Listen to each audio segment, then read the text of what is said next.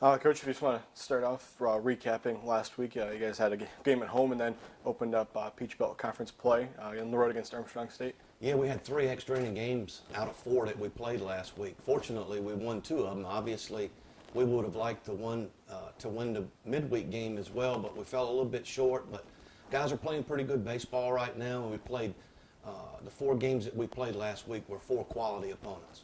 You take a look so far, 12 games into the season now, 10-2 on the year. Just talk about some of the offense that you guys have been able to generate so far through the 12 games. Well, we've been a big inning team, it seems to be. We'll be pretty silent for 3 or 4 innings, and then all of a sudden we'll pick up 3 or 4 runs. And that's not really how I prefer it, but that seems to be the kind of team we're going to be. And defensively, we've been okay. Pitching, we've been above average. So we just got to continue to play good baseball, keep ourselves in the game till late, and give us a chance to win. And you guys have been able to get production from a lot of guys, in the lineup 1 through 9, but it seems like 2 of the guys so far that have kind of led the way, Casey Klaus and J.D. Crow for you guys. Both those guys are extremely clutch players, especially at the plate.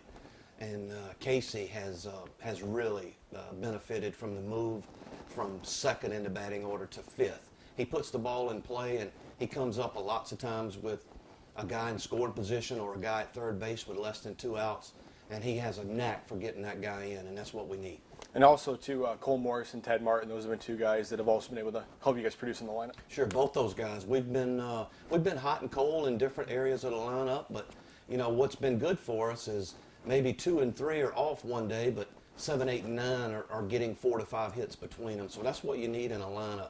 You need guys that put the ball in play on a consistent basis, and the hits will fall. And over on the pitching side of things, Matt Kelly on the year, 2-0, just over a 1 ERA, and also Fernando Pineos, 2-0 on the year. So just talk about their performances early on. The biggest thing that those 2 guys do is throw strikes. They don't give you any free bases, and this weekend was no exception for them.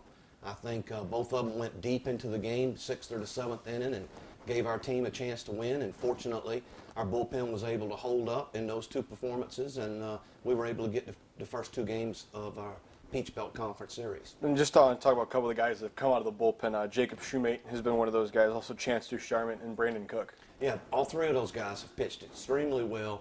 And again, it starts with strikes. I know I harp on that, but it's always about throwing a first pitch strike, putting the hitter in a defensive position, and not allowing him to dictate what pitch we're going to throw to him. So just kind of quickly recap your overall thoughts from that 3-game series against Armstrong State. I mean, going 2-1 in that opening game and being able to start off the year 2-0 and then 2-1 in the Peach Belt. Well, there were 3 really close games, and we could have won all 3. We could have lost all 3. And fortunately, we were able to win 2 extra inning games, and I'm sure Armstrong looks at it the same exact way. Anytime you can go on the road and win 2 games, we'll take it every single time. And then moving forward to this weekend, you guys have a trio of games here at the Griffin Athletic Complex, hosting College of St. Rose on Friday and Saturday at 2 o'clock, and then Millersville on Sunday. So just talk about that 3-team tournament and some teams from up north coming down. Well, it's a little unusual after you start Peach Belt play to have a non-conference series like this, but we moved a series that was scheduled at Flagler to later on in the season because we didn't want to have 3 road trips in a row because the following weekend we go to Montevallo. So we were able to move that series around, and we got these 3 quality opponents coming to the Cliff this weekend, and look forward to having a good fan base out this weekend. The weather seems to be pretty good, and hopefully our guys will show up and perform.